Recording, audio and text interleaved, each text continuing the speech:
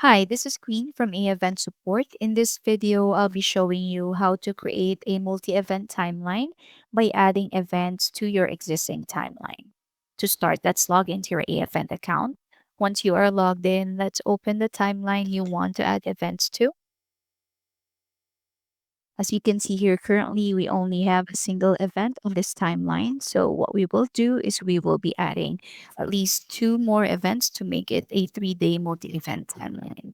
Before we start, please note that the process of adding events to a timeline would be the same whichever hosting platform you're using. So when you want to make a Zoom timeline or a GoToWebinar timeline into a multi-event timeline, the process of adding events to those timelines will be the same, even if I'm showing you this process on an eStream timeline. So to start, let's click on Create Action on the upper right. As you can see here, by default, the time is set to event day.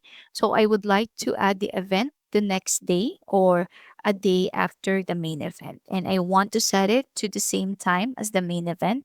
So if I set this to 0, and since we have this set to 1 day after the main event, it will be setting the next event on this timeline the same time as the main event. So if it's 6 p.m. for the main event, the next event that we will be adding will be added to 6 p.m. on the next day. So from here, we need to select registrants and here select a event functions. If we select add another event, we will be asked where to get the audience from. So if I click on add another event, we need to select the event where the audience will be coming from. So we will be selecting main event and the registrants will be coming from main event. So over here, we need to input the event name. So I'll be putting in second day event and then just click on create at the bottom. And as you can see here, we have successfully created the action. We have successfully added the event. So if we move over here on event info, you'll see that we have another tab for the new event that we created. So from here, you just have to add the registration title and the registration body. So for this one, I'll just be adding second day event just to make it faster, but you can input any information that you want to put in here. You can add at the bottom. And of course, if this is set to automatic or semi-automatic, you'll have to select the video that the system will be playing for you. So there you have it. So let's go back to the timeline and add the third day event. So just click on create action from the upper right. We already have the main event on the event day, the second day event 1 day after the main event. So we will be adding the third event 2 days after the main event. And again, I want it set on the same time as the main event and the second day. So 6 p.m. And then we will be selecting second day event. So the audience will be coming from the second day.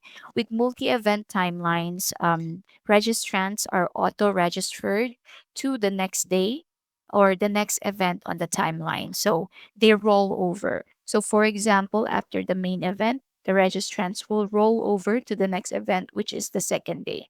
Now for the third day, the audience or the registrants will be coming from the second day. So that's what you need to select here. And then the same as the second day, we have to select a event functions and then select add another event.